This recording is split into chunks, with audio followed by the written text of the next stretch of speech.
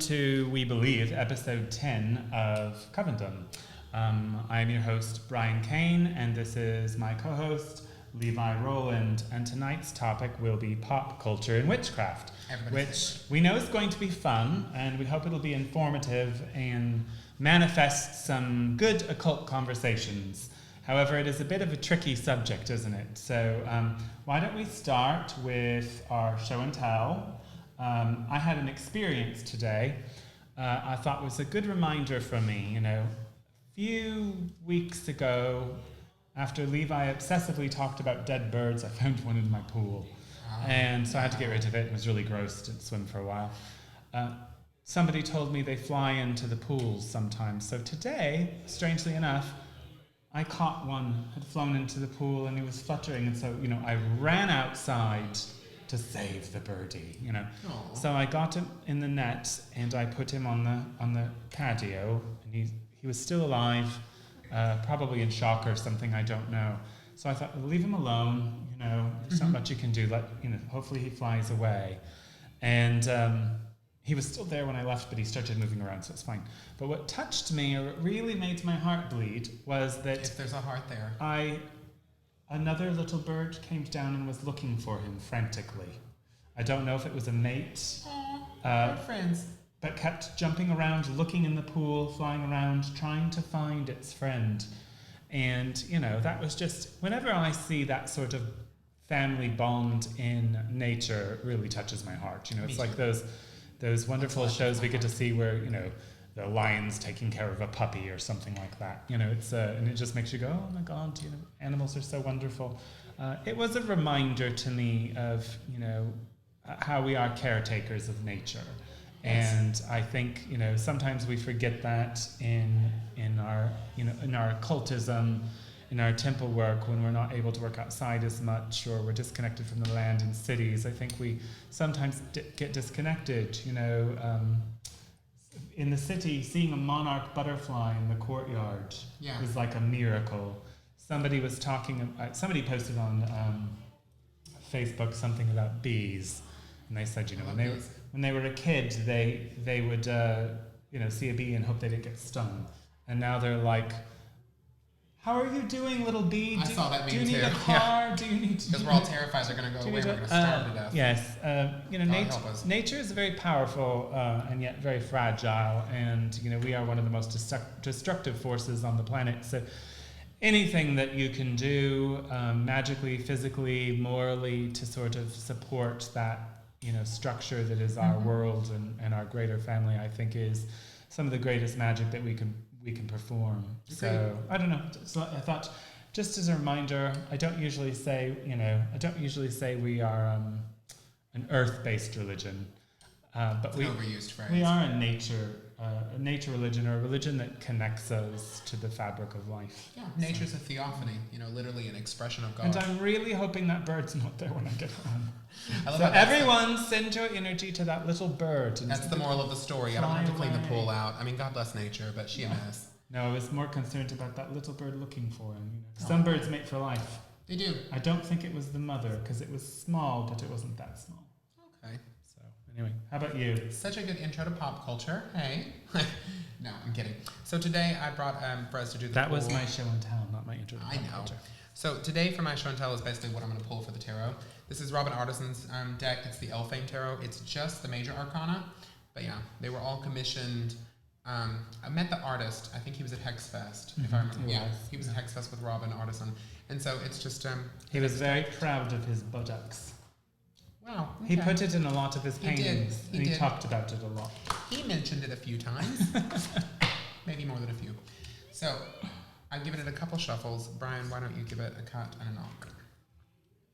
And hi to everybody saying hello in chat. We see you. Hello, everyone. Welcome to the tarot of the day. The world, right? I'm going to go see it soon.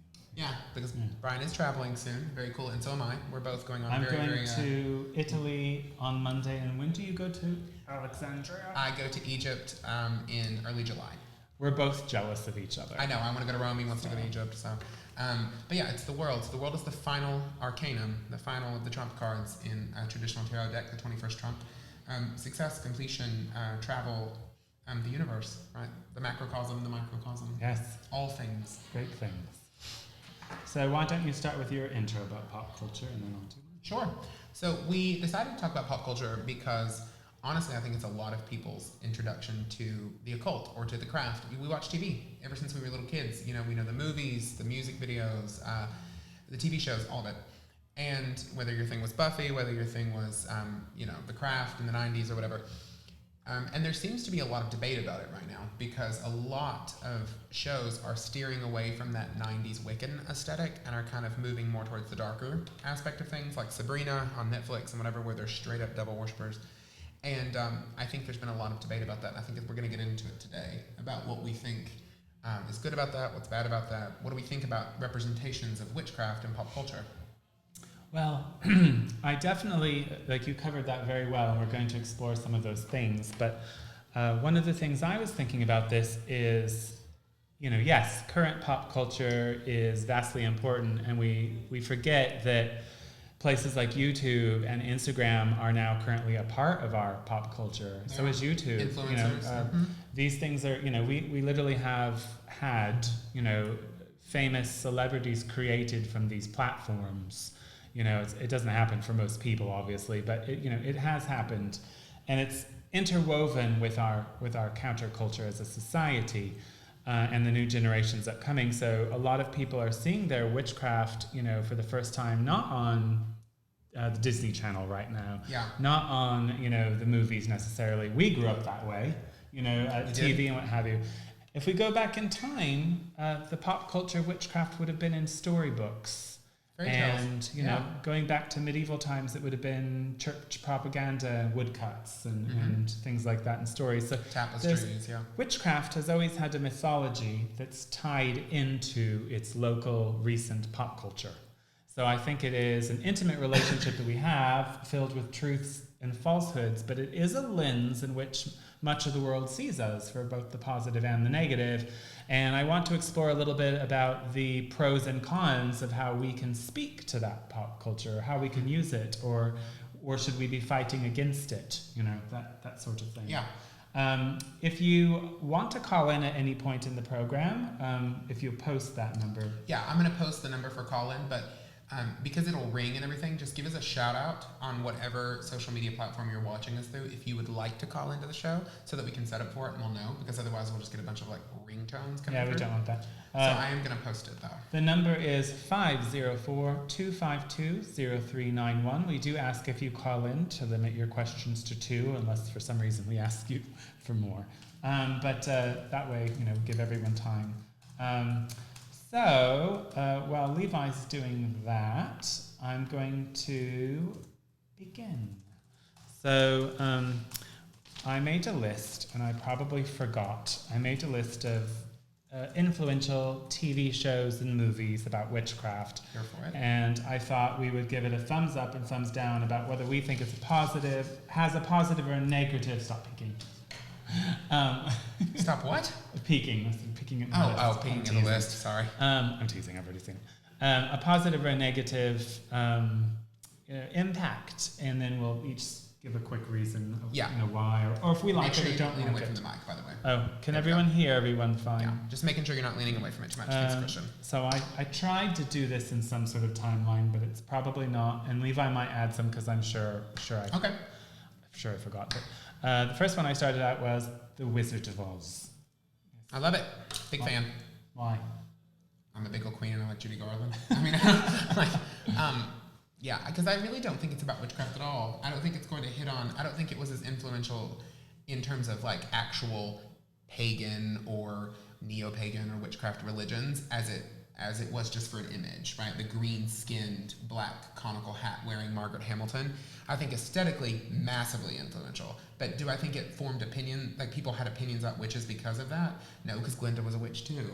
Well, and that's the reason I like it right there is the subconscious is a powerful thing, and for a lot of people, this may have been their strongest exposure to witchcraft when they were children, and it took that Halloween witch image 100% and made it part of the movie. However, then it counterbalanced it with an unknown image of witchcraft, a beautiful, helpful, beneficial witch that was there to help Dorothy.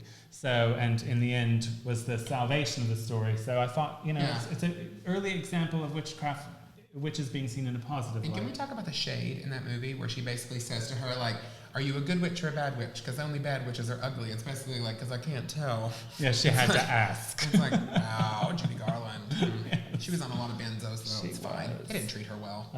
Bell Book and Candle. Bell Book and Candle, big fan. Love it. Huge one. Yeah, I like the magic of it. It's very, I don't know. I just feel like it's very magical as opposed to spiritual. It was realistic or a little bit authentic in its magic in comparison to a lot of things. I mean, there were a few moments like turning on streetlights or whatever, but, and I loved how it captured sort of the 70s counterculture of witchcraft that was actually manifesting at that time. Mm-hmm. I just loved the movie. Kim Novak can do no wrong in my eyes, especially back then. I think she's what, my early idea of a beautiful witch would have been. Yeah. If I was a woman, I'd want to be Kim Novak then, not now. He had to put that little disclaimer in. Yes, well, careful what you wish for. I know, right? Rosemary's Baby. Ooh, this is complicated. I love it as a movie, but Roman Polanski's garbage. He's a horrible human being. So that makes it complicated. But I know you have to separate the art from the artist. But I love the movie. Like, love. It's not good in the sense that it does promote witches as devil worshippers, but I couldn't help love the fact that it created sort of this fun community sort of aspect to it. Even though they were doing some horrible things, like they let that girl jump out the window and, maybe just a few things. Got rid of a couple people. Birthing Antichrist. Yeah. They were, I don't know, it's my favorite Christmas movie. Mia Farrow, that horrible haircut. My favorite Christmas movie. I can't help it. So Black Christmas. I realize that has a negative connotation, but I don't, I think... It just has great one-liners. Yes. Hail Satan, it is year one. Rosemary won't hurt the just baby. Plain old Lipton tea. All right, so we're bad people for that one. Bewitched. I hated that show. I'm sorry. I loved it. I didn't. Okay. You first. Paul Lynn was funny. I liked Paul Lynn as the warlock uncle, but it just was not my jam. Why? I don't know. It was goofy. So how do you think it negatively affected witchcraft? I don't think it negatively affected witchcraft at all. I actually think that it probably made the word witch a lot less scary to a lot of people because it was funny. You just didn't like it. I just didn't like it. But it was good for witchcraft. I loved Bewitched, and I have to recognize it as one of the icons of modern pop culture because it had an actual direct impact on Salem, Massachusetts, and its evolution. Mm-hmm. I'm not as good at telling the story, but they erected, they did an episode of Bewitched in Salem, Massachusetts, and at that time they had erected a statue to Elizabeth Montgomery and the show. Yeah. And it's a pivotal turning point. It's the same point when the Witchcraft Museum opened. And it's the same time Laurie Cabot came into town. So it sort of was this moment to where, that show actually had a direct impact on, America's mecca for witchcraft. I also love the fact that it showed witches as being a part of society. Yeah. And sort of like how she had to be like a regular housewife and a regular person, but had this secret identity as a powerful witch. So I actually really liked it. Endora was everyone's I was here for Endora. Everyone's favorite was Endora, so I liked it. The Devil Rides Out. I don't know that one well. Oh, you must watch it. I will. It's not what's really bad about this is I like most of them, so even the ones that are probably not good. Anything with witchcraft. There are some I'll give it down to. Yes, it did promote some negative aspects of witchcraft, like worshipping the devil. It ripped off a lot of actual practices in the making of the movies. They really researched. In fact, there were some things that looked very Alexandrian to me in watching it, or at least in the philosophy of Alexandrian, not actually in the practice. Yeah. And the image of the devil at the Sabbath was clearly Pan. It looked just like a Pan. It's just a great movie, though. I don't know any real witches that don't like it. And it does have a positive occult side because they use occult forces in a magic circle to protect themselves at a certain point in time. So it's not all negative, but it's just a great 70s classic. The Secret Circle. Yeah, I'm here for that. I just liked the image of it. I think it had a really great aesthetic. I think it's fun. It was my saddest. They canceled it after 2 seasons, or was it 1 season? Yeah, they canceled it, and I was very sad because actually it's one of my favorite kitschy shows to come out in the modern era, because not only did it put witches in a positive light for the most part, but it was all about a coven. So it was all about coven magic and how they had to have each other and work together to really make it work, and it was great, and it had a lot of cute boys in it, and it ended on a great, there was a phase on TV where 2 episodes was all anything, or 2 seasons, and something was over, and it was, it's kind of like like. Oh, I remember that. Yeah. Why did it Which end? was a remake. It just did. It was a but remake. anyway, that was great. Salem. The one on WGN. It started out with promise. It really did. The guy who plays Cotton Mather, I really like. I can't remember his real name, but Gabriel something. I liked his whole performance of the alcoholic Puritan or whatever, but it just went downhill so fast. And it's because it got canceled, and so they were wrapping everything up, just like really trying to wrap it up. As an entertainment value, I actually liked the show. In fact, one of my favorite lines comes from it: "To work magic, you must be aroused." However, as far as its impact on witchcraft, not only was it historically inaccurate, grossly historically inaccurate for Salem, Massachusetts, and the story there, but I'm okay with going down the devil thing a little bit, but it was so vile in that I think that it actually could have a negative impact on witchcraft. So I think it went a bit too far in some cases. It did. Yeah. It did a little. But it is what it is. The original Sabrina TV show. Ooh, God. It's one of those things that I loved in the moment when I was a child, but it did not hold up. I never watched it. Like rewatching it, Melissa Joan Hart, like, God bless you, honey, but it just did not hold up. I remember the stuffed cat. Yeah, Salem. I just don't really remember it. It did not hold up. It's just one of those. There's a couple shows like that were great in the moment. Will and Grace was like this, I think, the first season where the first series. I mean, not the remake, where it was like good to watch then, and now it's cringeworthy. It was a moment in time. Somebody asked something that I want to ask because it's not on your list. I cheated. Wicked, the musical. I love Wicked the musical, and I did actually think of putting that in because it goes along with The Wizard of Oz. Because in that sense, once again, they're kind of telling the story of, even the Wicked Witch. It's just based on how she looks, and it's obviously a huge story about social politics as well as politics. It's in very general. the novel is very political. Yeah, so like it means a lot of other stuff. things, but if we're looking at it just through the lens of witchcraft, I think it it sort of has that "don't judge a book by its cover."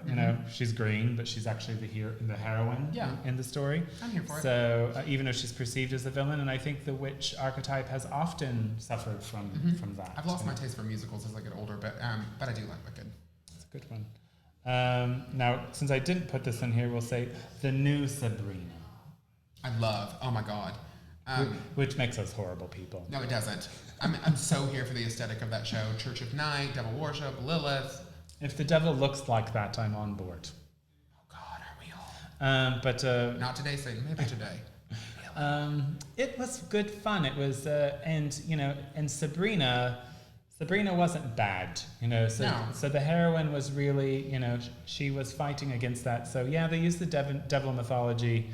And that's really popular right now. And I love what they did with the Lilith aspect. Yes, Lilith, as we don't want most to of us spoil, knows. but I love that there's. If they haven't seen it by now, it's their fault. It's all your fault. How dare you? But yeah, there's some hints at things, but for the most part, is it good for witchcraft?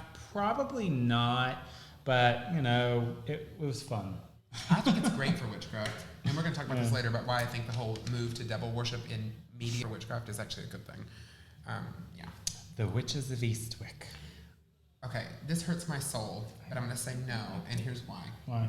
I love the actors in that film so much. I love Cher. I love Michelle Pfeiffer. The Witches of Eastwick is probably, John Updike wrote the novel, and the movie follows the novel in spirit. It is probably one of the most misogynistic things I've ever read in my life, and I think it comes through in the movie too. Basically, every female in that storyline is unlikable, and is a caricature of women. Why did I like all of them? Because they're fun. It's a fun movie, don't get me wrong. But I saw myself. John Updike was a misogynist. Hardcore. Yeah. And it came through, basically he wrote, and he actually was really mean about it. When he published the novel, he said in an interview once, I consider that novel my love letter to the feminist movement. Oh. And it's just toxic images of women. Well, I was unaware of this. I thought I love the one-liners. Yeah, I love Michelle Pfeiffer. The cherry. I love all of the actors in it. I thought it was good for magic because it made you feel okay about tormenting your enemies. Oh, did I say that out loud? As you know, I was a young teenage witch at the time, so I might have made a few wax dolls based on that movie. I mean, we sell them at Hex. I love them. I might have eaten a few cherries based on that. Oh, don't get me wrong. The one-liners in it are fantastic. Also, the book it was just deeply fun, homophobic. you know. Deeply. It was fun, but, you know, is it good for witchcraft? I think the only thing I liked about it is it was empowering for women, even though he was a misogynist. In the end, they did win. They do. They do. And, Van Horn. you know, I thought it was a good movie. It was empowering for women, I think. Even if he would have had a different angle, I think, in the long run, it was an ode to female. Sharon, Michelle Pfeiffer, and Susan Sarandon. God. Hocus Pocus. Oh, I love it. It's kitschy and fun. I mean, it's just, you have to watch it on Halloween. I love it, but I'm going to give it a thumbs down. But you have to watch it on Halloween. I'm going to give it a thumbs down. I love it. Don't get me wrong, entertaining-wise, but I love it. But sticking to the theme, I think it promotes the Halloween witch image so much. What's tacky? Yeah. There's nothing deep about it. But it's not claiming to be deep, though. No, it's not. I enjoy it, but yeah. do I think it hurts witchcraft? Only in the sense that it promotes, you know, I don't know, I've got mixed feelings about it. I do love the show, don't get me wrong. I loved the show then, I love the show now, but I think it sort of promotes that sort of Halloween witch thing just a little bit too much, to where it maybe makes the craft very, you know, a joke. You know, you're not wrong. So I have to say that I think, you know, eating children and that whole Halloween witch thing is something that's, if we were to do that about Jewish people, you 100% would eat a child to be eternally young. Yes. I mean, I know him. But that's nothing to do with the craft. But 100%. I watched this man sit across from his flesh and blood mother and say to her, if I could cut your heart out and eat it, and it would make me eternally young, I would, and I love you. Yeah, but that's not going to happen. And his mother literally just went, I know. My mom giggled. My mother giggled. I do like youth. So, the craft. It's a big one. God, we have to. I mean, we are the weirdos, mister. It was a great movie for the time, and it inspired a lot of people to actually look into real witchcraft. And in fact, two of the actresses went on to explore magic on some level. They did. I liked it because it didn't have anything to do with the devil. And they did, even though they used Mano or whatever, which I believe they were taking that from the Saxon moon god. I thought they were taking it from Manu MacLear. I don't think so. I think it's the Saxon moon god because his name is Manu. He's the football field on which God and the devil play. But, you know, I don't see I have heard people say it was Manu MacLear, but they say Manu, which is the Saxon word for the moon god. Okay. So that's what I've always taken it as being. I just liked the goth aesthetic in the 90s.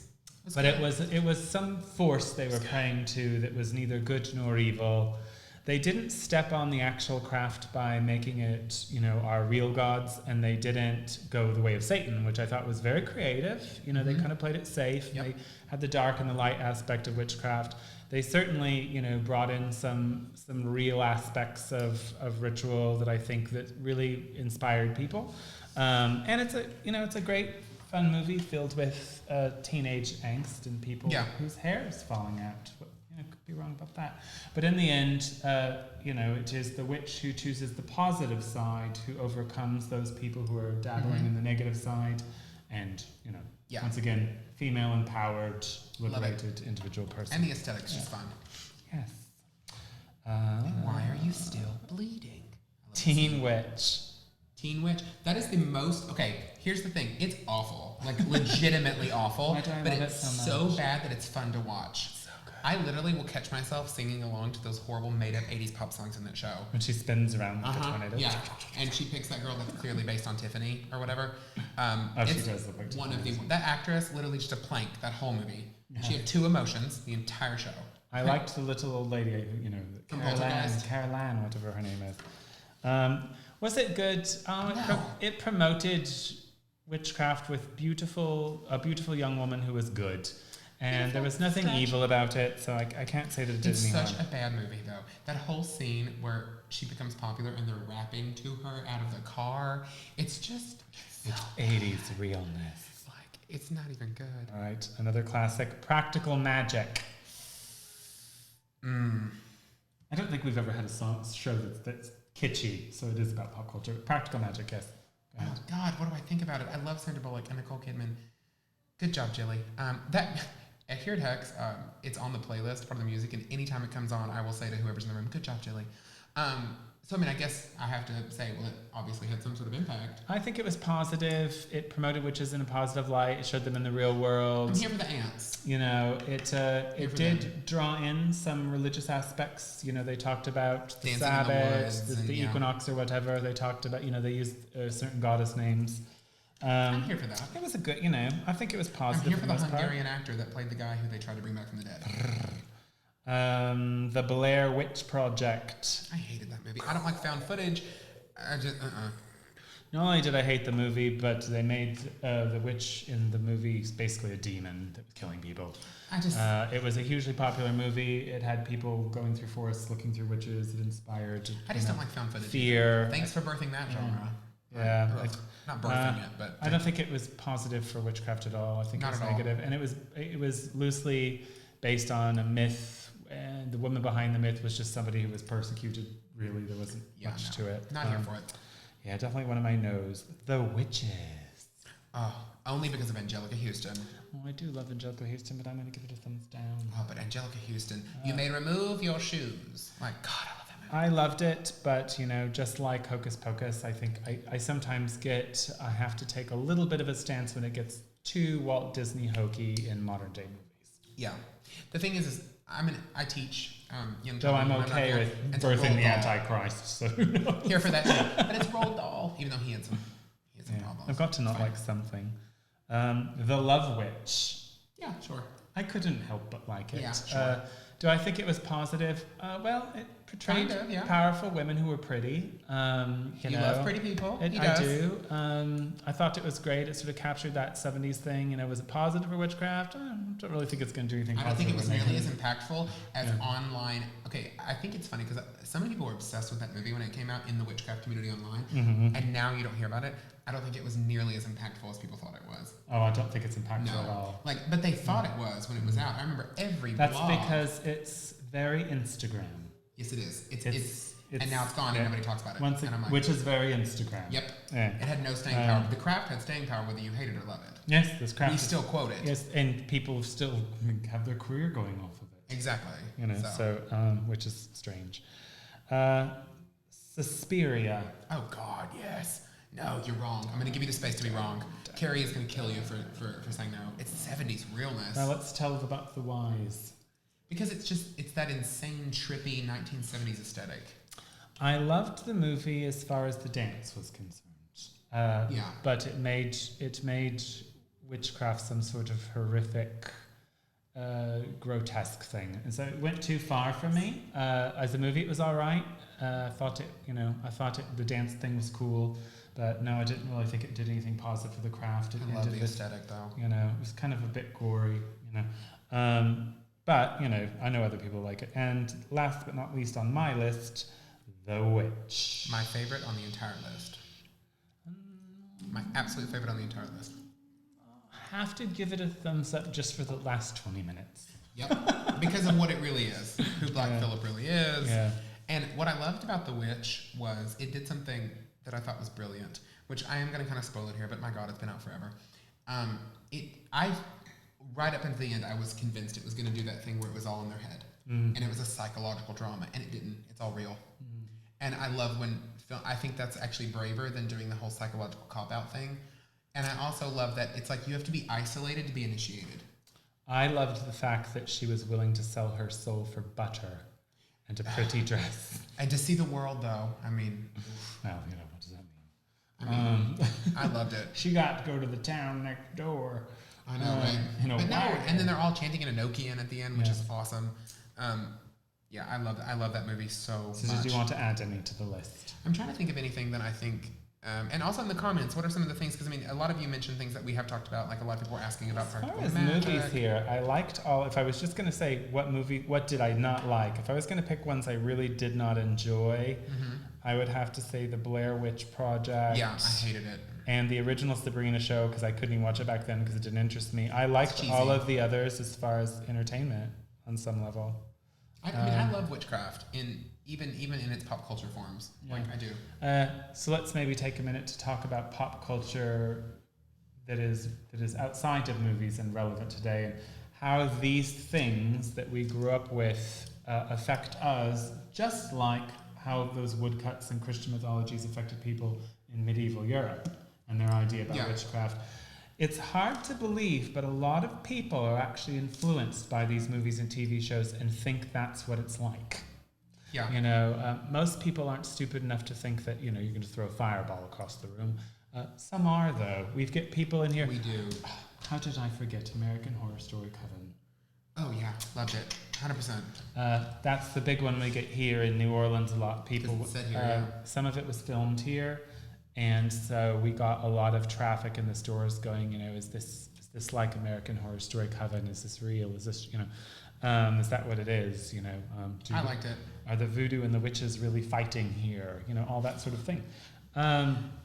Life does imitate art sometimes, but and that show's actually a really good example of how they draw upon real things. There were elements of that show they drew off of local New Orleans stuff. Yeah. They drew off the religious sort of witchcraft. They drew off my husband's name. They drew off another shopkeeper's name.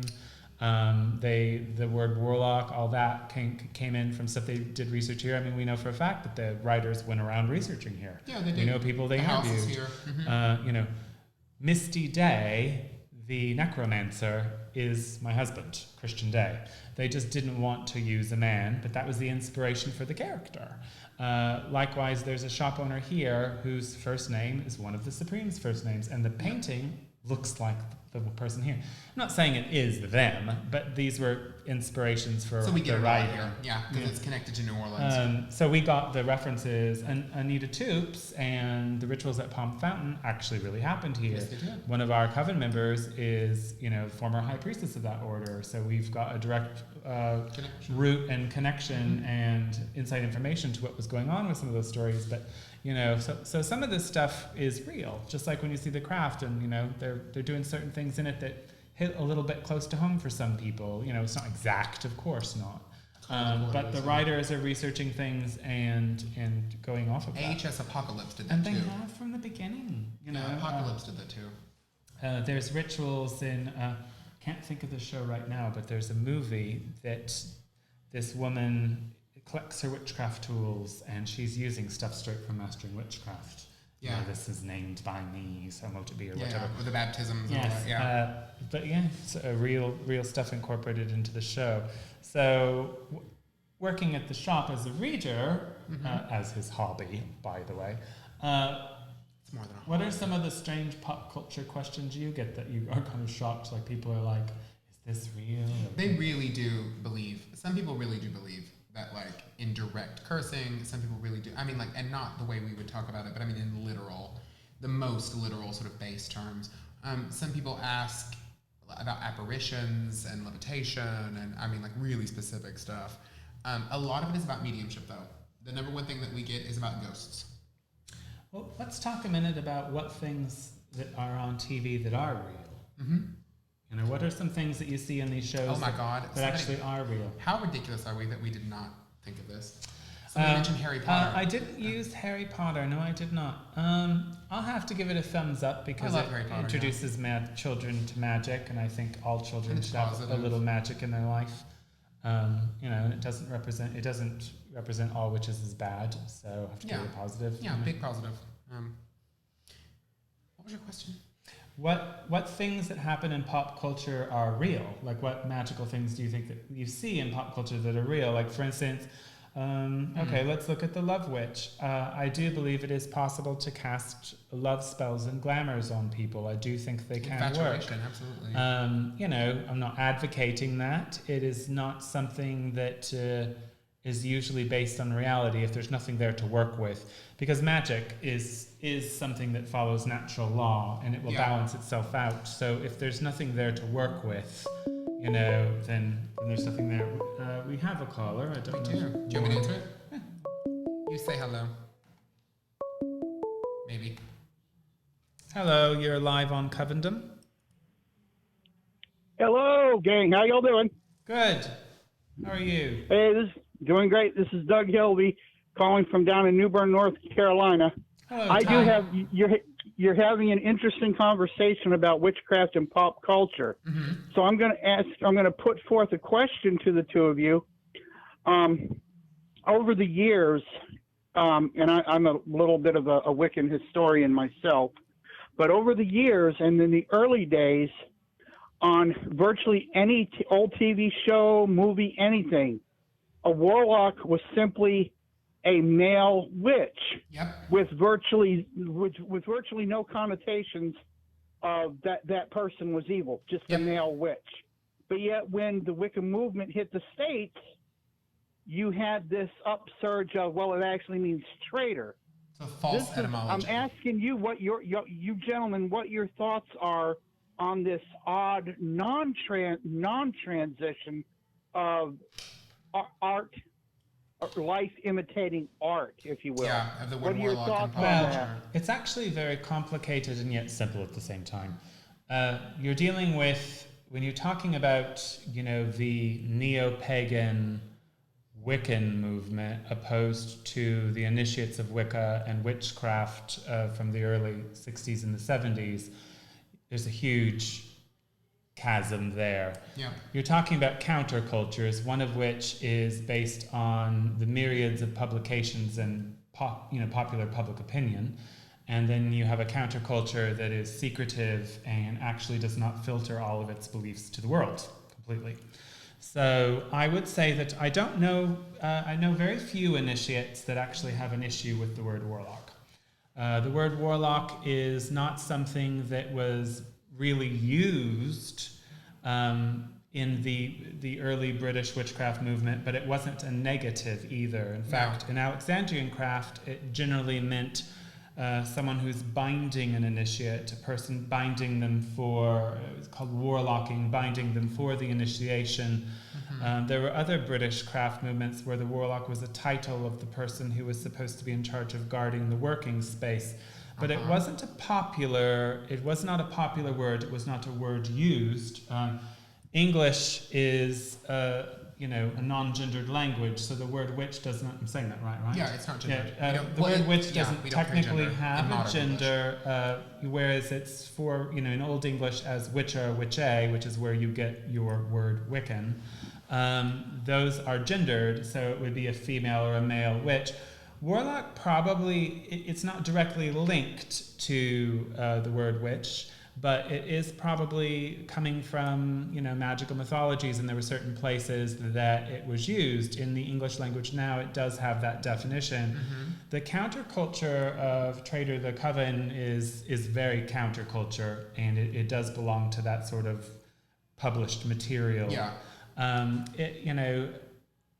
It doesn't really have a historic link to that. There is historic link to it possibly meaning traitor, but not traitor to a coven. That traitor to doesn't make the church any sense. Or the state. And it was put in the English dictionary, much like the word witch, to denote a nefarious individual who was working dark magic. As most of you probably know, I'm married to one of the most famous warlocks in the world, and I have had the label used on me, and I've used it on a few occasions. Yeah. I don't have a problem with it. I don't think it means traitor to the coven. Me either. However, it's not really, just like I don't call myself a sorcerer, even though I am, it's not problematic. Yeah. It's just not the actually... The etymology, it's just not there, historically. Yeah. Real quick. So in other words, I think it's nonsense. Yeah. What were you going to say? Hello? Yeah. Real quick. I thought I'd throw in a little 20-second thing.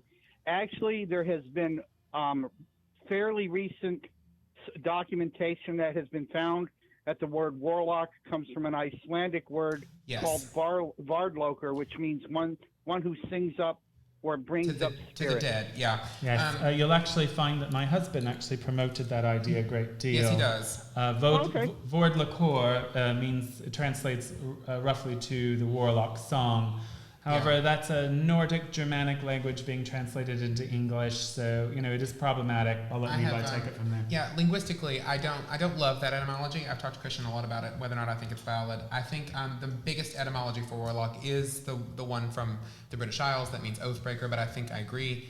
with Brian and others that it literally just meant oathbreaker to the church. Also, if anybody wants to claim that initiatory witchcraft thought that warlock was a traitor to the coven, they are not well read, because Lois Bourne literally says in one of the first chapters of her book that she thinks that warlock would be a better term for male witches, and she was initiated by Gerald Gardner. So, yeah, it's nonsense. It's literally a late stage Wiccan, neo-Wiccan development. Yeah, I mean, there, of course, I'm not speaking for all initiates. There are initiates who would find the word problematic, but for the most part, we really just don't care. No, and my problem with it has more to do with World of Warcraft and not wanting to be associated with fantasy novels and stuff. I don't care if you call me a warlock, a sorcerer, a magician, or a witch, as long as you call me. Exactly, no press. Right. Thank you very much. Thank I'm going to let you get Thank back you. to your show. Of course, thank you. Thank you. So somebody brought one up on chat that I forgot about that is set in Louisiana. What about the skeleton key? Well, that's more about voodoo, isn't it? It is, but it's magic and. I don't like to link voodoo with witchcraft, so I don't really, I love the Garden of the Midnight Garden of Good and Evil as well. Savannah. Yeah. It's I realize there are some practitioners who are interested in that sort of cultural iconography that like the word witch, and that's fine. It's not really a part of voodoo. In fact, some priests and priestesses of voodoo are forbidden to work witchcraft, depending on what their law definition is. of it is, yeah. That's really mixing your drinks there. So, as far as do I like the movie? I like it. Do I think it's a good representation of voodoo? No. No, not really. I like it as far as a movie and magic and whatever, but voodoo is a separate religion than witchcraft. They both have religious connotations, and although some people might use voodoo or witchcraft who do not consider it a religion, originally voodoo is a Haitian religion with African roots, and witchcraft is a European religion with British roots. Someone also asked about Simon King of the Witches. I didn't put that down. There are things about that movie I like, and there are things about it that I don't. Agreed. Yeah. It's a weird duck. Yeah. Don't think it's really probably good for witchcraft. Yeah. Not great for witchcraft, but fun. Beating poor homosexuals to make his magic work. Oh God. Okay, so a question I have. What do you feel about the aesthetic that is extraordinarily popular right now on Instagram, on social media, it's a very unified aesthetic of the modern witch with the crystals and the herbs and the dark lipstick. It literally, they look like clones of one another. What do you feel about that aesthetic movement? Well, let's not lose track of what we were going to talk about earlier, but I think this is an important question. The aesthetic has always been important. It's just changed. Yeah. And it is equally important. There are people who don't. There is a huge push of anti-aesthetic, and I find that most of the people who are anti-aesthetic want us to all look like hippies, which is an aesthetic. Which is an aesthetic in itself. Yeah, it's not that they don't have an aesthetic; they just think it should be humble and dumbed down. That's really all based on people's perceptions. It's like when I put out my book cover, which I know I keep dropping that about, but it's my most recent observation of modern aesthetics. A lot of people didn't like my eye makeup, and or they didn't like the robe, or they didn't like this or that, which is fine. It's not. Some people might not like the shirt I'm wearing. It is what it is. I remember Christian, talking about that a lot early on, and other people, Laura Cabot, we don't like her eye makeup. Why is she always in black? Blah blah blah blah blah. Yeah. That's all fine. You don't have to like everyone's aesthetic. What I find strange is the assumption. Let's use the author Raven Digitalis. He wrote a book called Goth Witchcraft, and he wears eye makeup to the back of his ears, and he's got a shaved head, and as far as modern culture is concerned, he's a bit strange looking. Not to me, because I grew up in the goth movement, and that's just my point. He dresses like that all the time. Anyone who goes onto my Facebook page will see myriads of times where I'm out at a club with eye makeup on, and a $2,000 jacket. Not that he's tacky. I wear eye makeup because I like it, and sometimes I wear it ritualistically, and sometimes I don't. That's all based on what I look like. And if your way of interacting with the world is based on appearances, well, welcome to humanity. And since he's talking about it, let's not forget that Brian does have a book coming out, Initiation into Witchcraft, which will be published by Warlock Press. Big eye makeup. It is a wonderful introduction to initiatory craft. It's sort of, the old adage, don't judge a book by its cover. Well, when I talk about aesthetics, there's aesthetics I don't like. There are, Same. And I think that's true of everyone, and that's okay. It's okay. You're going to be attracted to some things, and you're going to be not attracted to other things. In my group, Traditional Witchcraft, I post a lot of pictures of the elders. Alex and Maxine Sanders, Gerald Gardner, Patricia Crowther, Doreen Valiente, Lois Bourne, Ray Bone. And the reason I do that is because that aesthetic tells a story. And the story that aesthetic tells draws certain people in to want to know more. Other people are going to be turned off by that. It's completely up to the individual. So when I go on Instagram and I see another picture with a crystal and they're all so similar, a candle and a rose, I don't think anything's wrong with it. I just find it boring. And it's not my cup of tea, And likewise, when I see somebody who's like, witchcraft is a social construct, and here's my crystal, and I read tarot cards, and I'm in astrology, and I'm a witch. I don't think they really are, but I'm also okay with them saying that, and I'm okay with them looking that way. It's just not the craft that I practice. However, to the theme of this, does it hurt witchcraft? Not necessarily, because I think that the people who are really meant to follow the craft are going to want more than that. This is what might be their gateway. What you're saying right now is exactly what I believe, which is I think that this is all the outer court. Mm-hmm. In the same way that I think the vast majority of Christians I meet are not that passionate about Christianity. It's a cultural thing for them. They were raised in it or whatever. And then I meet the true believers, right? And so I think that all of this pop culture about witchcraft that's going on right now, and it is huge. And also there's a whole conversation to be had about the fact that a lot of people are reclaiming the word witch, or claiming the word witch, I should say, as a political moniker, because we're in a time period that's hyper misogynistic. We have a very sort of oppressive feel. It just in Louisiana, we just had some laws passed that are pretty disgusting, and so they're using that term as a rebellion, which we talked about in the whole show. Mm-hmm. So that's a whole nother thing. But I do actually think that it's fine. I'm like, Brian, I don't care. Do I think that deep down they're actually initiates, or they're speaking to the gods, or they're working the occult systems that they claim to be? No. But I'm fine with that, because I want there to be an outer court, and because we will call the real initiates. You know what I mean? Well, here's the other thing that it sort of goes a little bit off the beaten trail. I think anyone making the mistake that they've got to try to please other people's opinions is a mistake. And you get that with us, or you get it with other people. They don't, somebody was really upset by my book because they said he's promoting the idea that you need initiation again. Yes. Now, this is based on the cover. But my question is, why do you care? Yeah, if you don't believe it, you don't believe it. Why does it bother you? Why do you care? Is it not okay to believe that? People are going to do what they're going to do, and we should allow for other expressions to come forward, because people at the end of the day are going to make their own choice. If you're afraid that people are going to believe something you don't, I don't know what to say about that. I think you need to check yourself a little bit. And I've caught up in it before. I remember it's easy to do. That girl that, from a craft snobby perspective, she doesn't know what she's talking about, and she's talking about witchcraft in a way that I don't consider it to be anything more than trivial. Sure. But she's young, and she's pretty, and she has this huge YouTube following with thousands, like 60,000 people, and she does makeup tutorials and stuff. And I got myself caught up into it, and I thought, no. And the reality was, why do I have to worry about it? I don't. This is a young woman expressing herself, and she's gotten very popular doing it, and perhaps, people who watch that will use it as a gateway, or perhaps that's it. Yeah. It's, I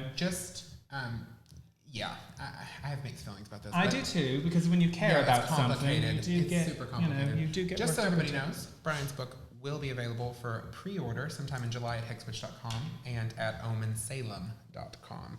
And it will be out sometime before August in Hex. You'll probably also be able to get it on Amazon.com and a bunch of other places, but it's supposed to be out by Hexfest. That's the goal.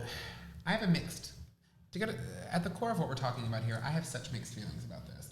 On the one hand, I said in an interview once that we did for the Coven that I'm really glad that I agree with something Maxine Sanders said in an interview at the Museum of Witchcraft one time, where she said the craft needs to simultaneously become more open and more closed. And it's very doable, because what happens is we're all public now. Our coven's very public, and so are other people are coming out, and we have all these groups or whatever, but we need to ratchet back what we actually talk about for what we do. Mm-hmm. So I think it's this interesting thing. We're not talking about what we do. We never, watch these episodes. Trust me, there are plenty of non-initiates who don't want us to do this show, and there are plenty of initiates who don't want us to do this show. Yes. Guess what? We're free people. Consciousness. And the reason why we've chosen to express our opinions is because instead of complaining about other people expressing their opinions, we're putting forward our opinions. And we're doing our contribution. We're being more public, but you will never see us do a show about the ritual structure of initiatory witchcraft. It's not going to happen. No. The mysteries may only be experienced, not explained anyway. I could explain it to you in detail. It wouldn't mean anything. It just wouldn't mean anything. So, if I say to you, for example, I hold up a cracker and I say Hocus Corpus Ina Meum or whatever, does that mean anything to you? No. But to a Catholic, that's God in the flesh. I don't know it's a whole thing. This is the body of God or whatever. But it doesn't matter. So we're not going to do that. So I think we're doing what Maxine said in a way, which is very, very open, but also very, very closed. Well, I heavily disagree with it, and I understand. We also realize there's generational gaps between the elders to the new generation, and we're somewhere way in the middle. Basically, I do defy the notion that, it was okay for some people to represent it, now it's not needed. There are many, many, many people who are getting into craft who don't even know who Gerald Gardner or Alex Sanders are. They don't think witchcraft is a religion, and I'm not saying that hurts anyone, but clearly the work that was done, 50 years ago is not happening now, and a lot of those books are hidden on dusty shelves. They're not even being republished, or if they are, it's in very small venues. So I think it's important I'm willing to use my platform to promote my thoughts, opinions, beliefs, and the things that I love. And if other people don't like that, well, then they are welcome to promote what they're going to promote. However, one of the things I love about an Alexandrian witchcraft is the freedom that was instilled within it. Mm-hmm. I think it's probably that freedom, and I think that's a part of witchcraft anyway. It is. Freedom, it is absolutely. Empowerment. Pop culture is a great thing because it gives everyone the ability now to express themselves, even when we don't like it. Talking about pop culture, I was thinking with this, if you watched our show on rebellion versus dedication, you know that I'm a little bit of a stodgy traditionalist in a lot of ways, and I'm not into what I call cheap rebellions, just sort of the whole for the sake of it. Yeah. If there is one that I am here for, though, and I'm almost tempted to do it in my life, but I don't. I agree with Brian entirely that the word Wicca is problematic, and that it's really pronounced Wicca, and it's just a word for witch or whatever, and I hate the word Wiccan with an N. I never use it. We do not like the N. No, but I'm almost tempted. I love the way that I can make people apoplectic with rage when I make Hail Satan jokes or whatever, and then also I'm like, like a Wiccan or whatever. I love shattering that in people because there is this weird script that everybody knows where they're like, Wicca is an earth-based religion that does not, and I'm like, I'm going to stop you right there. It's called being cosmopolitan. It's gross. It's gross. I hate that whole script. It takes away all the magic, all the wickedness, all the fun. So part of me is tempted to call myself Wiccan and then wear all black and not talk about my crystals and hate sage. And I will say that this is just based on my historical knowledge, the American Gardnerian movement actually did sort of try the angle of reclaiming the word Wicca. Mm-hmm. They don't generally say Wiccan either. No. Generally, like I said, there's all kinds of people out there. Reclaiming that and saying, fine, it's okay if everyone calls themselves a witch, but because it originally started out, and this is where the whole thing comes out, is you're not a witch unless you're initiated. And then some of them tried to say, well, okay, you can be a witch, but you can't be Wicca unless you're initiated. Well, now we say you can't be an initiate unless you're initiated, and yes, people have argued that. I know, right? So it doesn't really matter. In the end of the day, what's really important is you're doing what you're doing, regardless of who you are. Part of me just Maxine says reclaiming it. Doesn't matter. It's what you're doing in your own magic circle. Oh, of course. In the end of the day. Of course. I'm not saying that this has to be some sort of social movement. No, I get it. It's a religion. But there is part of me that wants to hashtag everything dark and creepy as Wicca. Like, just because I'm so sick of it being associated with something that it's not. Oh, yes. So it's fun. I'm here for that kind of rebellion because I think there's teachable moments involved in it. Yeah, I think you just have to pick your audience. Yeah. We're not And pick anti your battles. any of these things. It's just sort of like, I had a friend once I had to explain it to because I have made statements, that witchcraft does not promote animal sacrifice in today's society, which offends some people who are involved in spiritual beliefs that may actually engage in animal sacrifice. Yeah, openly. And, this individual of mine is an initiate of Haitian voodoo, so he's a little bit, a lot of people got upset about that, who were not witches, by the way. How I finally said it to him that made sense to him. I said, of course I don't believe in animal sacrifice. If I believed in it, I'd be doing it. Exactly. That's why we make different choices as people. There are lots of different religions, and there's lots of different spiritual practices, and there's lots of different covens, and there's a lot of people fighting over labels. Who's more Gardnerian? Who's more Alexandrian? Who's more of a witch? Who's more of a Wicca? Who's more of a Wiccan? Who's more of a pagan? Who's more of an occultist? At the end of the day, you are what you are, and you're doing what you're doing, and if you're busy enough, you're not going to be worried about policing everyone else too much. No. But there's the other side of the coin. You can't help it sometimes. You see something that's ridiculous, and you can speak your opinion, speak your truth, as they like to say now. Claim your narrative, I suppose. But pop culture right now is basically filled with everyone gets a microphone. Yeah. And anyone can go make a YouTube video, anyone can post on Facebook, anyone can post, everyone's opinion matters. There is a positive to that. You hear more opinions. That's one big positive, is that there's more of a platform. As we said in one episode, you never ever want to silence someone because you're actually hurting yourself, because you're robbing yourself of the right to hear something, right? That might differ from what you know. So I am 100% here for pop culture's openness. And like I said earlier in the show, what I like about it is I think of it as an outer court. This is where people get a taste for things that are, different than mainstream religion, different than what I've called on this show before, the state, cult, or whatever.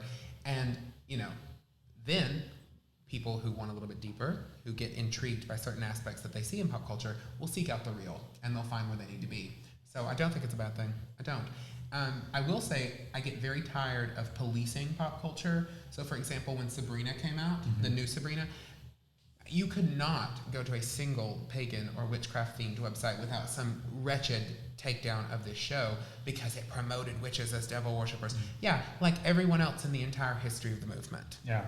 So wake up. Yeah. And if you think, well, we're beyond that now, we don't need, no, we're not. We always need that image.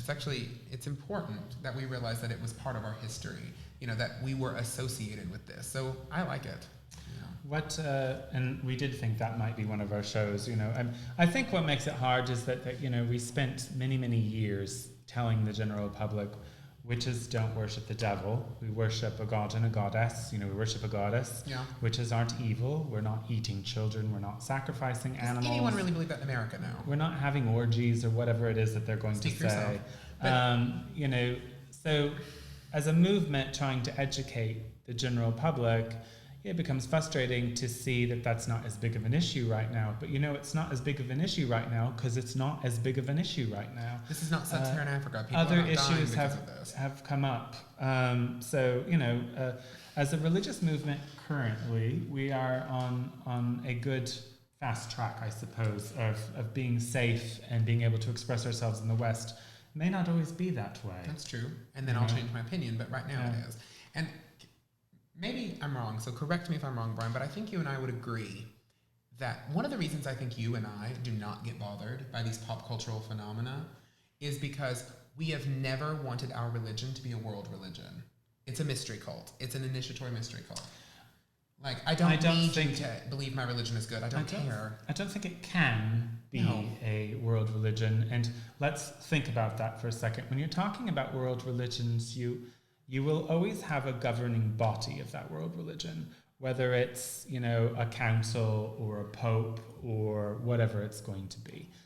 Witchcraft is designed to be small, independent groups. Yes. And although some individuals, of course, have had bigger platforms or titles or whatever it's going to be, even when that expands upon itself, it's still going to remain a small nucleus with no actual governing power. Yeah. So you have no cohesive body to be a world religion because no one's ever going to agree. Wicca is considered in America, the neo-Wicca is considered in America, and witchcraft is considered in America and other countries to be a valid religion or a valid religious expression, and it is, but it's, that's because we don't use the word cults anymore. Well, I'm having it in my book plenty, so that's probably going to upset a few apple carts. But the reality situation is it is a religion, it's a valid religion, but a world religion, an orthodox religion... Well, it can't be. By its very not. nature, it's not supposed to be. If it ever does become that, it won't be what it is now. No, it would be a mystery cult. The real witches will be calling themselves something else. Exactly. Yeah. The real mystery cults historically were never, ever mainstream. They just weren't.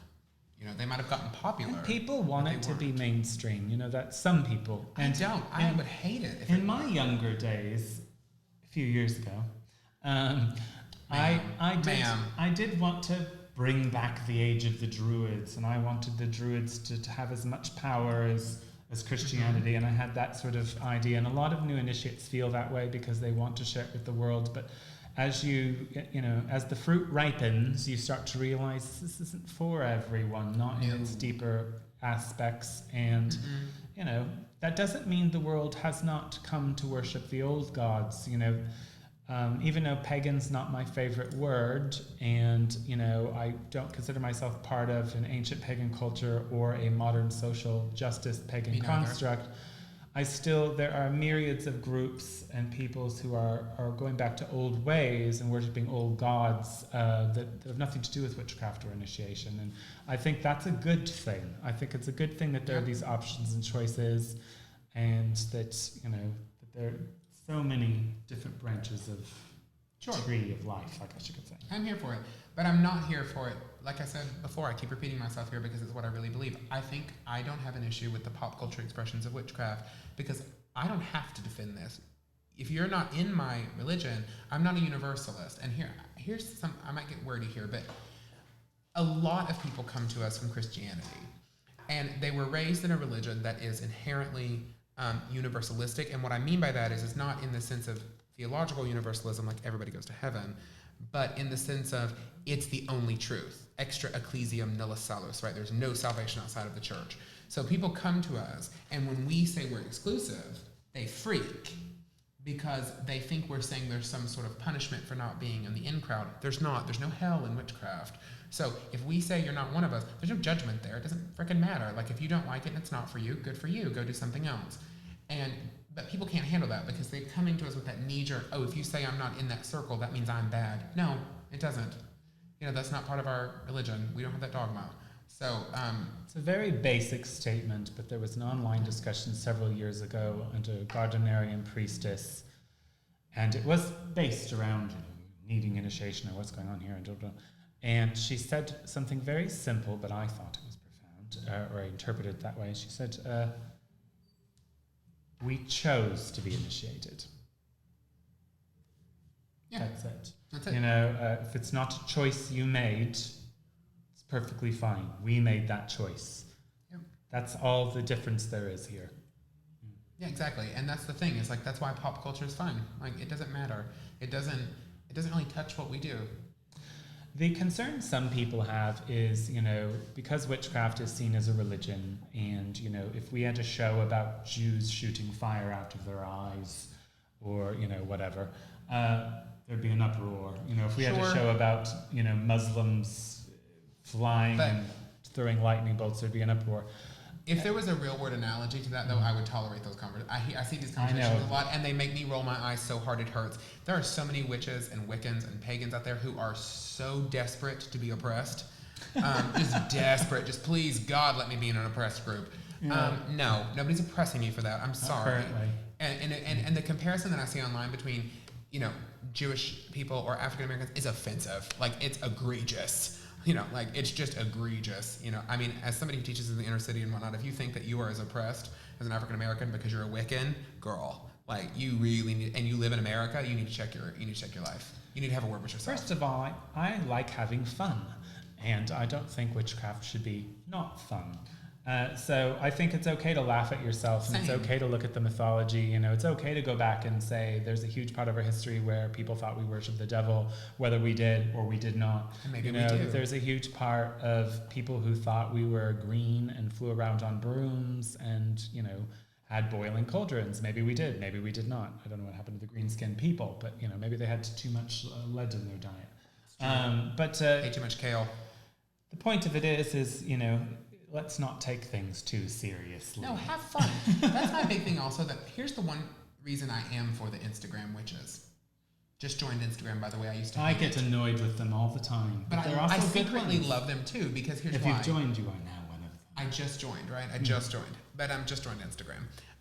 Late comer to that because I fought it tooth and nail. But the reason I do like it is because I want aesthetics to matter in witchcraft. Like, I am tired of the whole hideous, I don't care about anything, I'm just here frumpy, like, you know, no, beauty's a path to God, people. Like, you know, aesthetics matter. Aesthetics are beautiful. And if you don't think that's true, then you need to re-examine things like Catholicism, right? Or the Blue Mosque and Shiite Islam or whatever. Like, religions have known for a long time how important aesthetics are. And they are. Witchcraft's no different.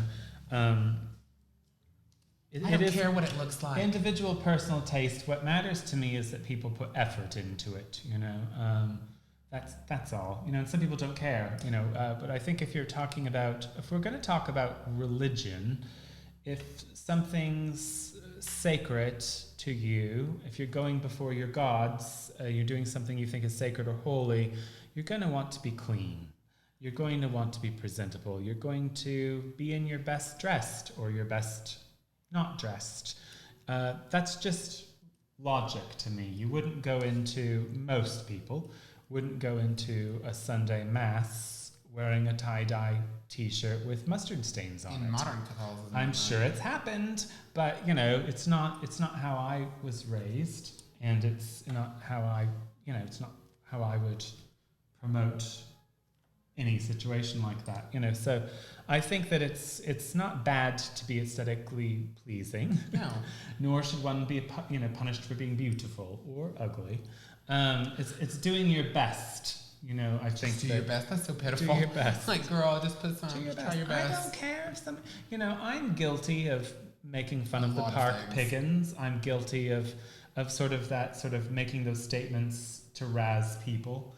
You know, because you might get mad that somebody's wearing black eyeliner with their Armani suit, and I might get mad that somebody's wearing a potato sack in a park.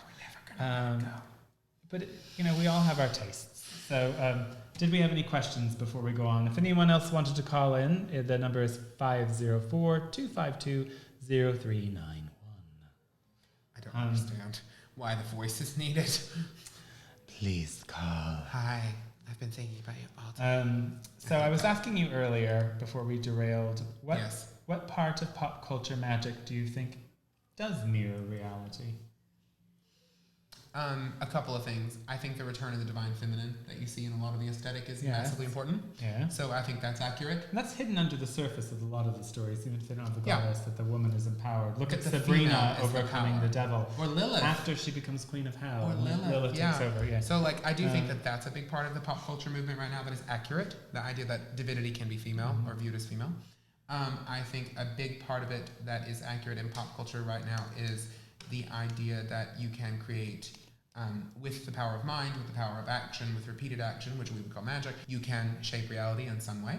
I think that that's very accurate, and it's popular in social media and pop culture images of witchcraft or whatever.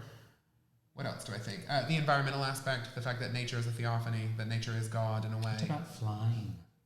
Flying is correct because in a way that reflects the fact that we use ecstatic experiences and wine and things like that to disassociate from the mundane. So yeah, I think that's accurate. Ever since I got into witchcraft at an early age, I've always had flying dreams.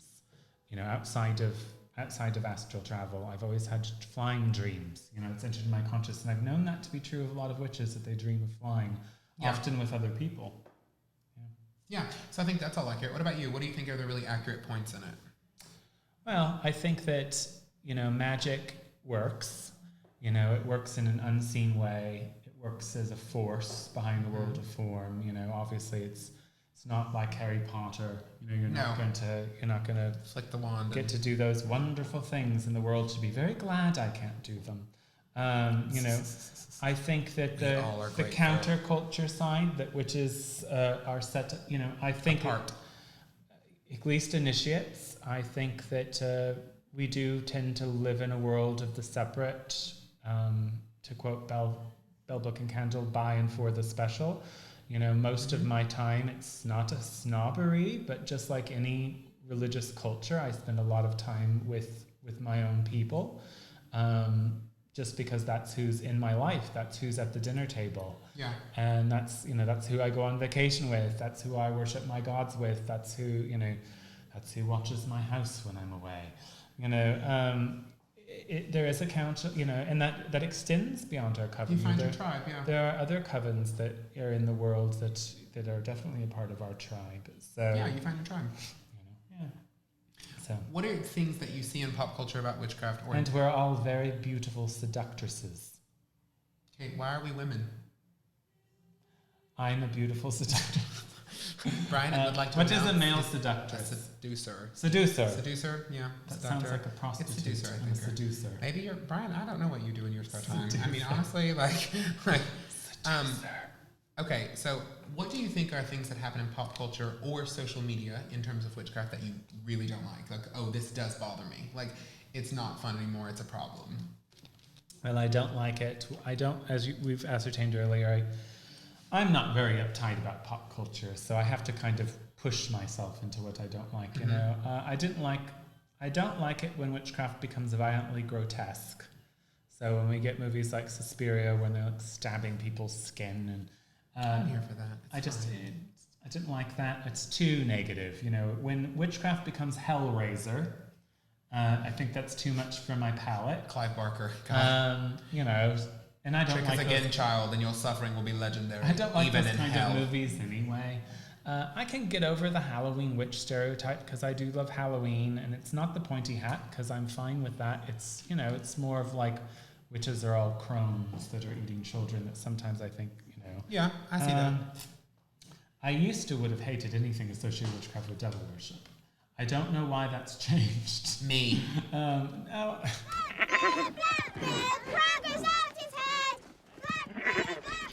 I brought the truth.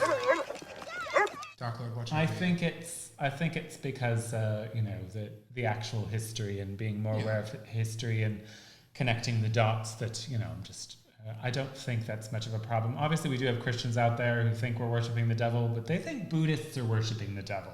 Exactly. So it's not really a huge concern anymore unless they start roping us up again, in which case the Buddhist will be right next to you. Also, here's something I have to say real quick.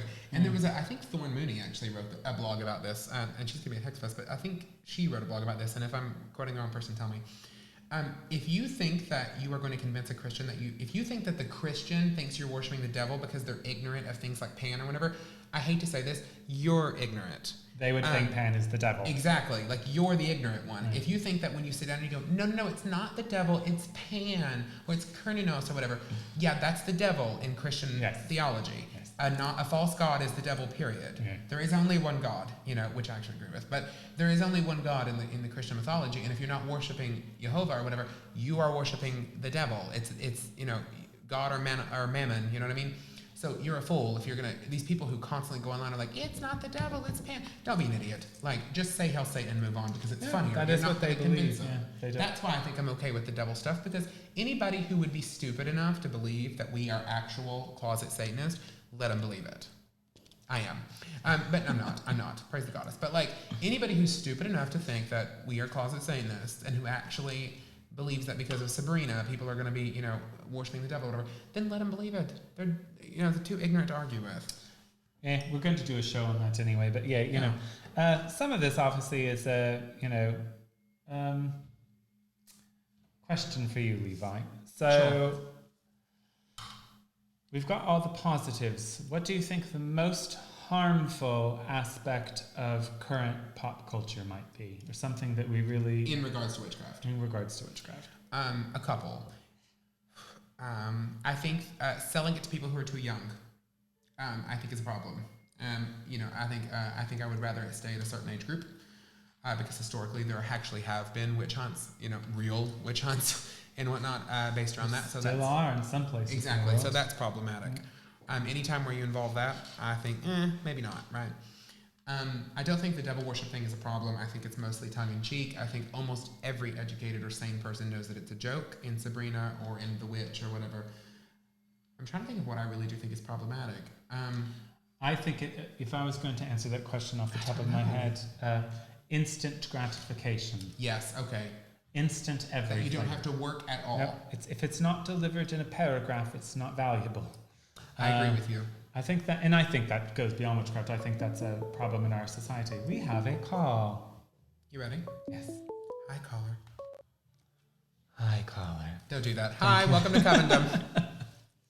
Hey, it's Doug Helvey in Newbern. Real quick, based on your current question, I personally, I'm going to ask you your thoughts on this, but I'm also going to give you mine. Mm-hmm. I think the thing harming the practices of our witchcraft nowadays is because of the internet and so much other easy access to anything a person wants to find. I actually believe that the easy access to information is in itself derogatory to the practice of covens passing on their work versus somebody going out and they read a book and then all of a sudden they're what I call an IRAB-ridden Wiccan. I read a book, therefore now I am a witch. Sure. So I agree with that. I would say I agree. I think that readily accessible information is always a good thing in terms that, it's nice to have access to information in a world that didn't used to, when it was much more difficult. But in the information age, my argument is always, I don't think it actually impacts the work of real covens, because you could have the book.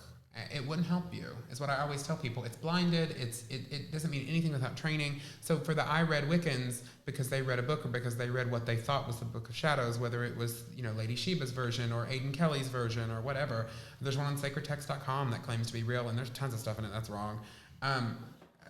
To me, it's like, okay, that's fine, but it's not, I don't think it has a huge impact on the work of real covens. You know what I mean? I could read 20 books on voodoo, and perhaps they were written by 20 different people who a lot of authors have no credentials, as we know. Yeah. So I've read 20 books on voodoo. I may be very well educated on the subject, self-educated on the subject, with possibly no measure as to the writer's credentials or experiences. However, I would not hold a grain to an initiate of voodoo who never read any of those books. Yeah. Not a grain. I think that the access to information is a good thing. I think that when it comes to witchcraft, what's most problematic is the fact that 90% of the authors out there do not have any credentials. And by credentials, I mean anyone can write a book, based on what? And that question really wasn't asked throughout the 90s. And we have an entire movement of authors who, many of whom are fraudulent or have little to no training at all. And, people believe them because it was written in a book, period. the charlatans. Yeah, charlatans. There are many, But there was an aspect, let's be brutally honest, there was an aspect, and I mean no disrespect in this whatsoever, there's an aspect of charlatanism in our own elders. In the terms of, like, some of them went to great I do not lengths. own this statement at all. Let me unpack it a little. Let me unpack it a little. I don't even know him very well. You'll see what I mean in a second. I mean, Maxine herself says of Alex, he was an upstart, right? Or he was tongue-in-cheek. Same with Gerald Gardner. So, we have to own the fact, that Alex literally had a freaking press conference where he was going to raise somebody from the dead. I mean, so... How do you know he didn't? Exactly. Tongue-in-cheek. But I think our elders were less uptight than we are, actually, in some ways. Oh, well, the British are less uptight. They were funny. Well, they were. I don't know. They were funny. And so to answer your question, I don't think it's that problematic if we take the way that our elders did. Because I remember when I love, and this is why I do love Maxine, because she's very brilliant about how she handles these questions. When people say, well, what about Alex's grandmother story? She's had lots of experience. She's always hilarious. She just goes, oh, maybe it's all true. I don't know. She just has this wonderful way of just sort of smiling and moving on and joking and whatever. That's how we should be. We don't need to sit down and unpick it. You know what I mean? Let them read the Book of Shadows. You know, I love somebody asked Maxine that, and she said, "Well, I used to show it to people." Well, we wouldn't just let someone No, read of our Book course of not. Shadows. You know, I like that she has the gall to say that. there are stories. Well, you can get away with it at a certain point in time. Yeah, like I love that. I think plan that's on wise. thoroughly enjoying it if I make it around that long. But I definitely feel that the information out there is a positive thing, it's not a negative thing. Unfortunately, we have a lot of self-made experts, and you know that's fine. Educate yourself to who's writing and who's talking. What are their credentials? Did they get trained? Where did they come from? And you know, read as much as you can. But to the end of the day, if you're going to practice any of these things, it's going to be in your circle, at your altar, with your coven, and with the training that you received at somebody else's hands. Yep. Or something you made up on your own. Yeah. You know, it's what And it like I is. said, I think our elders had a good way of dealing with this, and I think, and that's what I meant by the whole joke. Of course, I don't believe they're charlatans, but I'm joking in the sense that I think that they had a smart way of dealing with it. You know, where there was a wink and a nod, and I think we can bring that back a little bit instead of having to be so nitpicky and so obsessive. Whereas they got the joke sometimes, and I think sometimes we should too. Occultists and They were the original workers for our cause. Exactly. Yes. You know, they were the granddaddy of it all. So, did that answer your question? Yeah. I wanted to get you guys' take on that whole thing. Perfect. Thank you very much once Thank again. you. Thank Bye-bye. you. Yeah, I don't know. I don't know Levi, by the way. Oh, please. He's not really my friend. They would agree with Trying me. to get rid of him right now. The spirit of all of our ancestors would agree with me. Actually, it was a general occultist thing at one point in time to be completely, you know, you have to realize that original occultism and original witchcraft was all initiatory secret traditions. So it was actually quite acceptable to pull the wool over the public's eyes, still is. However, you know, I think because we are coming out of, you know, the Christian empire, a lot of people are very jaded about control. They're very jaded about money. They're very jaded about, you know, priesthoods. You know, they're very jaded about the whole kit and caboodle. Well, that's, you know, if you're making the choice to go into any of these worlds, you're choosing to do it. No one's making anyone do anything. Yeah. Here's another one. This Rodriguez Mystic says, I think the dumbing down of the craft is one of the more harmful aspects of pop culture, making everything too twee, trivial, and simplistic because it gives the impression we have no depth. So here's the one thing I'll say, and I have two opinions on this. Number one, Joel Osteen's existence and other megachurch pastors does not negate Thomas Aquinas and St. Augustine. So the public, and he has way more followers. You know, he has massive followers, not more than them, but massive followers. So just because something exists in a pop culture format does not actually affect the real work. Second of all, sorry. Oh, you're fine. Here's what I'll challenge you all on. I get a lot of people who complain about this, who are interested in initiatory witchcraft. They're like, well, I hate the pop culture witchcraft because it shows we have no depth. Okay, then honey, show some depth. Like, you know, we need to be better about that. If you are mad about it, then you should be showing some. And I'm sorry, but in a lot of these groups and a lot of things, the people who complain about there being no depth in the pop culture, their stuff's also nonsense too. It's just as poorly researched, just as poorly educated, just as foolish, you know, just as superstitious. And so I'm like, if you're not going to clean your own house first, is what I'll say. Not saying you're doing this, by the way, the person who made this comment, not you. I'm just saying, in general, I see this complaint a lot, and I'm like, okay, well then do something about it. Where is this question? Because I don't think I saw it. Oh, the dumbing down. Well, Yeah. Then we fix also it. have a dumbing down of society.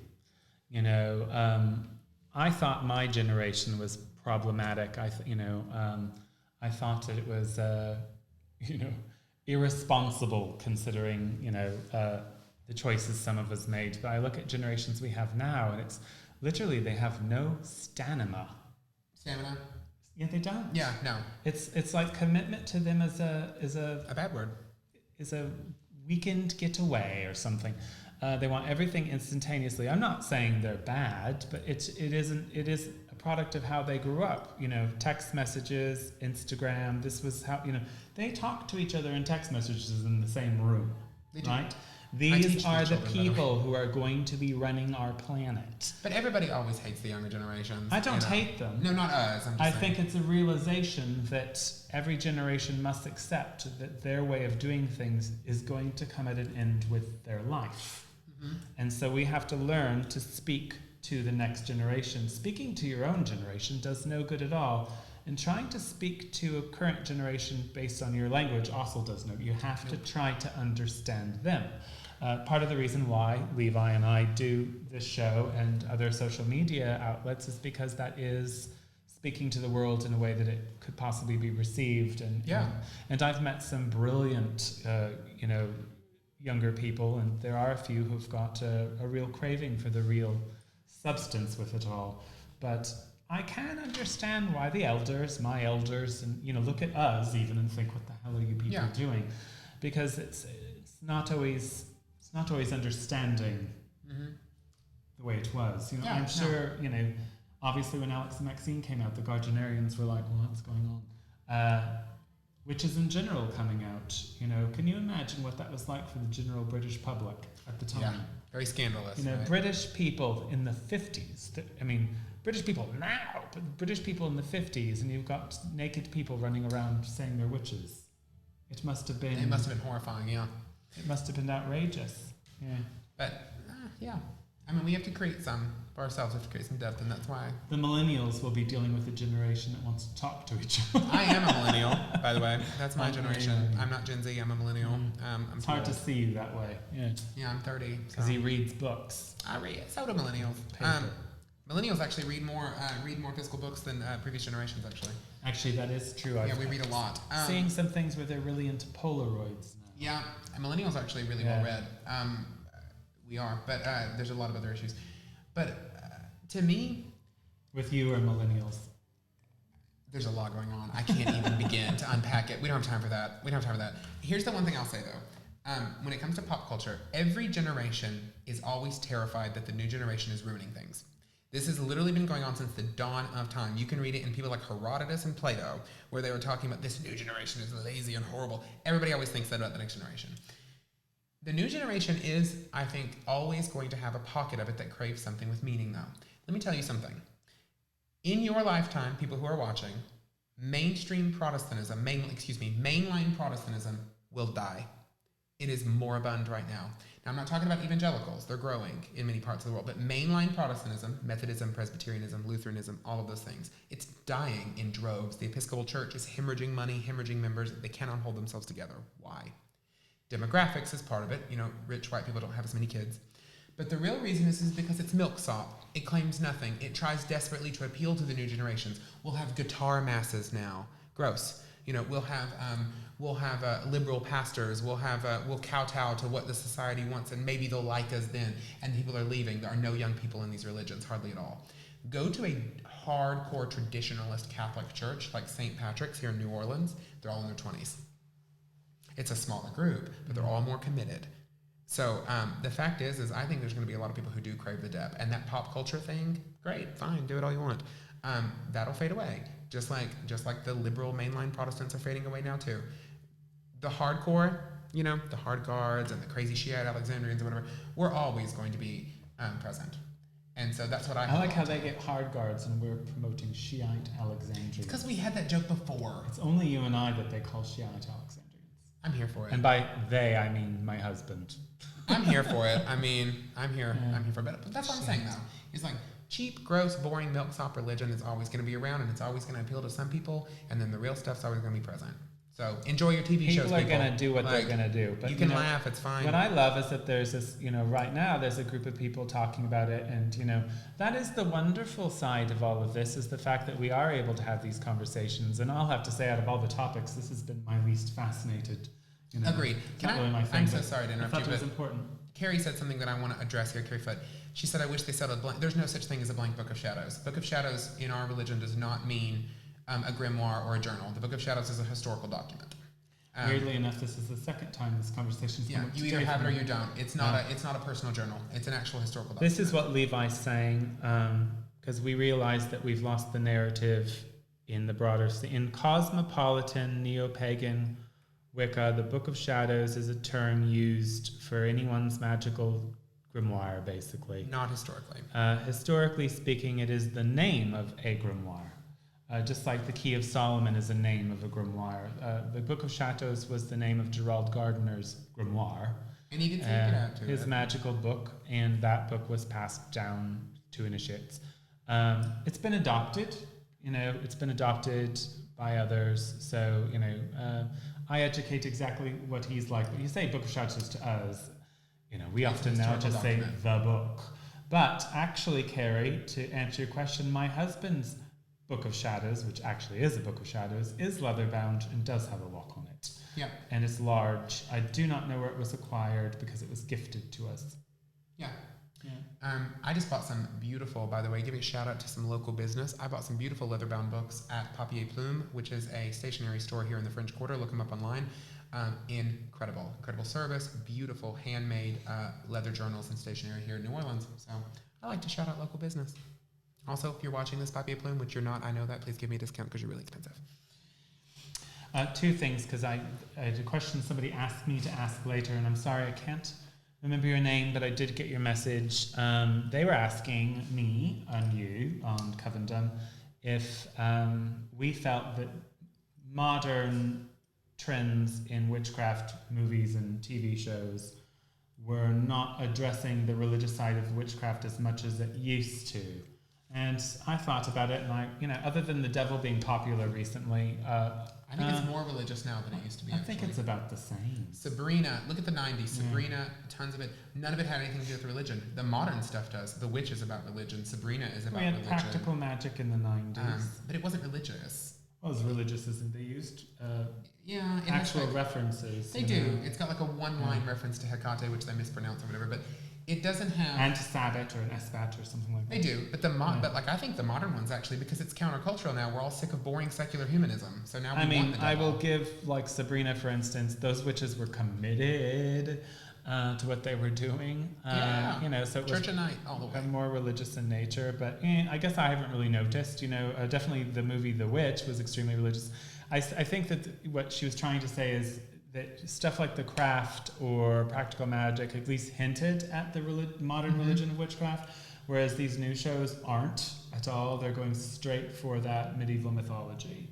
Yeah. I have noticed that trend. It's a big one. It's also a trend within, the modern magical movement, because you have all the Stang gang, traditional, who are, which I refuse to call them that because there's nothing traditional about it.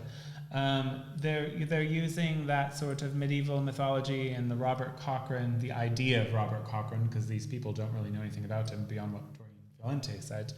And a few letters that the guy wrote in his 5-man coven with no downline or Book of Shadows. How dare you, Brian? But basically, that's popular now. He's going to end up in a bog someday. Probably. We're New Orleans. It's fine. Basically, to answer that question, I think that... Make sure they don't use a fat pig at my funeral, please. I think that writers are trying to entertain people, and the devil is way more entertaining than worshipping Mother Nature. So true. There we go. You know what I didn't? But that's a very valid point. What he's just saying is like pop culture is also meant to be entertaining, and somebody lecturing you on the important environmentalism, as important as that is, and I do agree that it's important, it's not very entertaining, right? It's informative. I've never watched The Good Witch. Me either. Couldn't bring myself to do it. I don't know why. I can't watch Lifetime movies. I'm so sorry. Maybe that's what it is. I don't know. I'm so sorry. No, I've never seen it. Sorry. So sorry. I think there's even a sequel. There's a lot of them. No, it's a whole it's a whole. Yeah, I've never seen one. I don't know, which is strange because I'm usually drawn to it, but I don't know. So we will be wrapping it up shortly. I do want to say that we will not be having a show for probably all of June. I'm going to be in Italy, reclaiming my... Oh, never mind. I'm going to be in Italy with a few witches traveling around, having a great time. And so we will resume the last 2 episodes of this first season, because this is episode 10. We said 12 episodes. We'll see if we still like each other afterwards. Wow, okay. Yeah, I'm leaning towards no after that elder comment. I'm going to have to explain it. You have no idea the conversations I'm going to have about this. People, if you don't think that my traditionalist self does not love the elders, please. I don't know. No, we both... Well, I also like to say all the times I didn't know any of them. We know other than Maxine, I've never met any of them, so I don't know if I would have liked them or not. I think that I'm guilty of the same thing that that a lot of people are is you feel like you know them because you've read about them or they've inspired you, so you feel close to them, but it is an illusion. I can't really say I like any of the elders. I liked their work, and I liked their contribution to the craft, and I think I would have liked them, but I didn't actually meet them. I met Maxine, and I like her. Same. So, but anyway, so I think our next topic we were going to say was going to be on the devil, since we're talking about it so much. But if you all have any ideas for topics you'd like to hear about, please go ahead and message us on Covendom. We also ask that if you are a Facebook fan, that you can go to our YouTube channel, which is Hex Education, and I'm looking at the computer again. Yeah. Hex Education, and please like that page on YouTube because you can see all of our past videos as well as other videos by the Coven, interviews with the Coven, or Christian's show Hex Offender, which is probably a little bit less PG-13 than ours. Are we PG-13? Compared to Christians, I'm sure we are.